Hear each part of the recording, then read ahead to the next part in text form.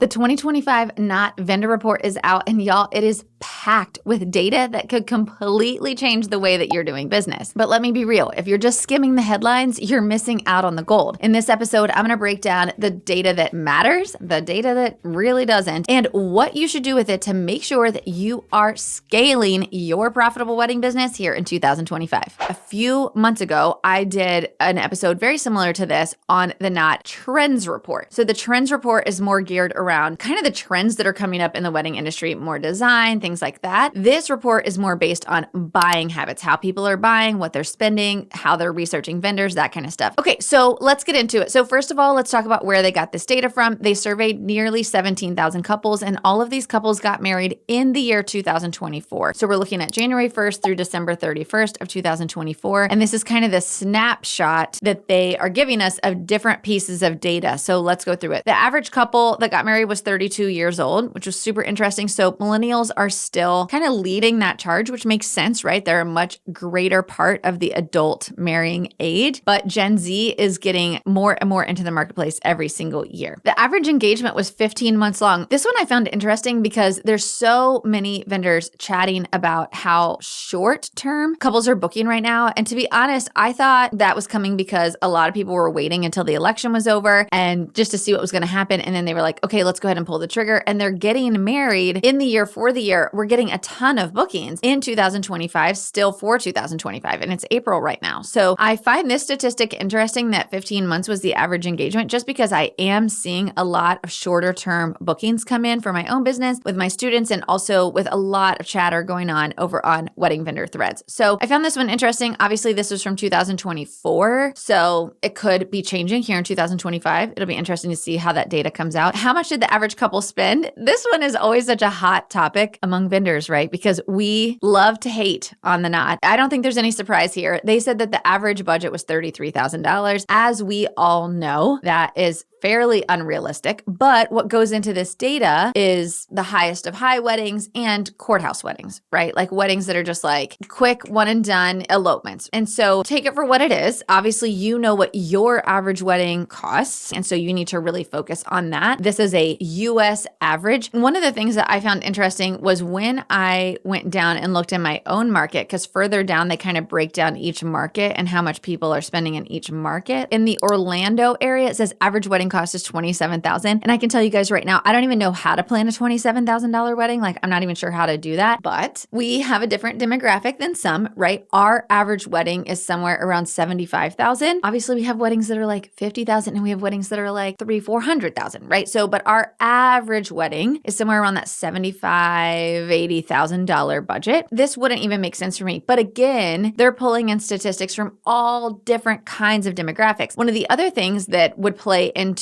this data, right, is when you really look at the data as a whole, is when you can kind of start to understand, is this true for me and my marketplace? I still find these pieces of data really, really interesting. But in this report, they also talked about the top 10 vendors hired in the wedding industry, and Planner didn't even make it into the top 10. So again, when I'm looking at the report as a whole and I see that the average wedding budget in my market was $27,000, but the top 10 vendors at Planner didn't even make it into it, it makes sense why probably this data isn't going to be super helpful to me, because most of the couples that they interviewed didn't even hire a planner. So now if I'm looking at it and I'm a photographer or a venue, I'm like, yeah, I kind of want to understand a little bit more about this data, right? Because they're definitely in the top 3 vendors hired. So take it for what it is. I know we all love to hate on the Knot. So you're probably like, why are you doing another episode on the Knot's data? But they are still the largest marketplace where couples go after they get engaged and they submit these answers. And so I do think it's important for us to at least look at the data, but I want you to understand that looking at the data means also understanding how it all goes together and how it fits into your business. So we don't just want to take it and be like, this is it, like this is the data. We want to understand it for what it is. If you're feeling like the economy is causing you to constantly get ghosted and need to consistently drop your prices just to get bookings, I have some news for you. It's not the economy, it's your sales strategy. And I'm here to help you fix it. I created a brand new new free training where I'm going to share the exact strategy I use and I teach to thousands of wedding pros who have been able to double their wedding bookings in less than 30 days using this strategy. It's called the Assume Method, and if you're not using it, you're leaving thousands of dollars on the table. This isn't just another fluffy course. This is raw, actionable CEO level strategy. Whether you're new, struggling, or ready to hit your next 6 figures, this training will change the game for your business. But don't wait, because the top 1% of wedding pros aren't just good at their craft, they're good at running their business. And if you're ready to join them, I'll see you in the training. So a couple of other things that I thought were fascinating. What is the most popular month to get married? October. I don't think that's changed for a decade. October's our busiest month. I always say it's the one month of the year that like all of the country is busy, because the North is having their last month of busy season. And in the South, we're typically having our first or second month of busy season. So October's always crazy. The average guest count was 116. So thought that was interesting. We are seeing weddings getting smaller and smaller. So average guest count at 116, I thought was interesting. What mattered most to couples? 72% believe guest experience should come first. So I think that we're definitely seeing that in the marketplace. I'd love to know in the comments what you guys think about that guest experience is a really big deal. We are definitely seeing that with our couples. What I think was interesting was that 67% of couples said that staying within budget was the most critical. And we are definitely seeing that. Hence why I'm constantly talking about on this podcast, in my social media, on YouTube, I'm constantly telling you that you've got to start being more transparent with your pricing, because couples want to stay in budget. These younger couples, and I don't even know if I would say younger, like I would say younger millennials and Gen Z, they have the money to spend, but they want to see the value in it. And if they don't see the value in it, they're not going to spend it. So this statistic I found interesting as well. So they kind of say weddings over the years, and they go from 2019 to 2024. And in 2019, the average cost per guest for a wedding was $214. So $214 was the average cost per guest. It has gone up significantly every year since then. And in 2024, it's $284. So $284 per guest is the average cost of a wedding. And then $214 it was 5 years ago. So that's a pretty significant increase. And that's why we're seeing couples that are like, whoa, weddings cost so much now. And I'm like, yeah, everything costs so much now, right? Everything post-pandemic costs so much now. Top 5 emerging trends in 2024. First looks. First looks were huge. I think they have been huge probably for a decade, right? So I don't think that this is going anywhere anytime soon. I'm a big fan of first looks. Wedding apps instead of wedding websites. So I thought that this was interesting. Evolving wedding parties, co-ed bridal parties, thumbprint wedding themes. So this is bizarre. And you guys loved this. When I did the last reaction to the Not Trends report, I think I got stumped on this same one. I just find it bizarre, and that probably shows my age, but what it says is themes like coastal grandma chic and written in the stars show couples are coming up with wedding day themes as unique as their stories. And I'm like, if a couple came to me and they told me that their theme was coastal grandma chic, I'm not sure what I would do with that, but you guys came in clutch last time when I kind of brought this up. So if you have an idea of what coastal grandma chic is or would be, drop it in the comments over on YouTube, because I'd love to understand how you would design that. Like, what elements would you bring in? What would be your go-to? Because I don't know. I just find this hysterical. And then number 5, shifting ceremony locations. More couples are choosing unique settings for their ceremony, such as outdoor weddings rather than traditional places of worship. I mean, this is not a new trend. This is, every year I feel like more and more couples get married outside or in unique locations versus in a church or in a temple. Okay, so this is interesting. The average couple worked with 14 wedding vendors. I think that's a lot. To be honest, as a planner, our goal is to work with as few vendors as needed so we can avoid like delivery fees and all these different things that come with having tons of vendors involved. Large scale events, big production events, typically, yes, we're going to need a much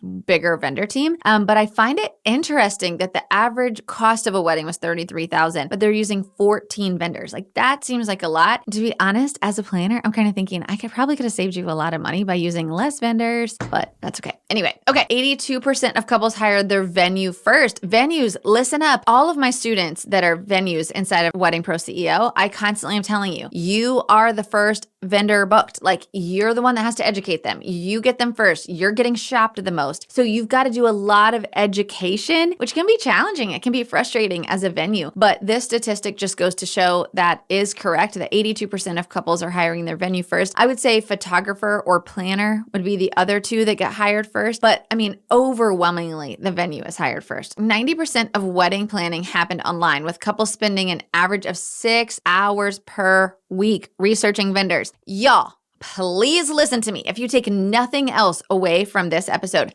please listen to me. 6 hours per week researching vendors. Do you know what that means? That means that you've got to be present online. You've got to have information that they are looking for. You've got to get in front of them by making sure that your keywords are there, that you're being searched, that you're speaking directly to your ideal couples, that when they go to research more information on your website or on your Instagram, that it is there for them to easily find. Can they easily book a consultation with you? Can they find your pricing? Can they get an FAQ from you, all without having to reach out? They are researching before they're reaching out. The next statistic even goes right to it. Almost 50% of couples considered multiple vendors before booking. So make it easy for them to compare. Make it easy for them to not just to compare. When I say compare, a lot of people will come at me and be like, yeah, Brandy, I don't want them to compare. I'm not McDonald's. Like, if I have my pricing on my website, they're just going to compare me to another vendor without getting to know me. And I'm like, wrong. That means that you're not doing a very good job at your marketing. What you want to do is you want to have the information there for them to compare, but in your marketing, you want to draw them in. You want to be the only one that they're looking at by the time that they reach out, because they have loved you so much that they're like, I just have to work with this vendor. So your marketing has to go along in tandem with the information that they're researching so that they can get to know, like, and trust you before they ever reach out. That's the key. That's the piece so many vendors are missing. Okay, so this is an interesting statistic that is sad for me, and I think it's going to change as Gen Z gets older, but millennials were more likely to hire a wedding planner, like 8% more likely to hire a wedding planner than Gen Z. Now, I think a lot of that is because Gen Z is still young and younger couples tend to not hire wedding planners. They like get all their friends together to do all the work. Totally fine. But as they get a little bit more mature, that's when they realize, I don't want to do this myself. I want to hire a wedding planner. So I think it's going to change, but that's my gut. I don't know. Okay, so if you want to get your own version of this, we're going to link it in the show notes so that you can go click, get your version of the report and look at the entire report. But what are some of the biggest things that we want to take away from this? One is to understand that all of the data that we're getting from these sites that have full US global data in them means that they are polling people that are from all kinds of different economic statuses, all kinds of different places in the country where the cost of living can be much, much higher, much, much lower. There's lots of factors that go into it. So overall, what I want you to understand is know your client. Who are you speaking to? What is their average budget? What is their buying habit? And the way that you know that is to track your own data. So I think that that's really, really important. The other thing to understand is that we are straddling two generations right now in how we're selling and how we're marketing. So be really, really mindful and thoughtful of how that affects your buyers and who you're marketing to, and really be focused on the strategies that you're finding that are working in your marketing. Be visible online. Make sure it's easy for them to get the information that they're looking for. Make sure that you are posing yourself as an expert, and make sure that people can get to know, like, and trust you before they ever have to reach out. And if you want to know more about how to attract your ideal client, I want you to go over to this episode that I created to show you exactly how to get 3 to 5 inquiries per day in your wedding business. Make sure to hit that subscribe button, turn on notifications so you'll know every single time we drop a new episode on how to grow and scale your profitable wedding business, and I'll see you next time.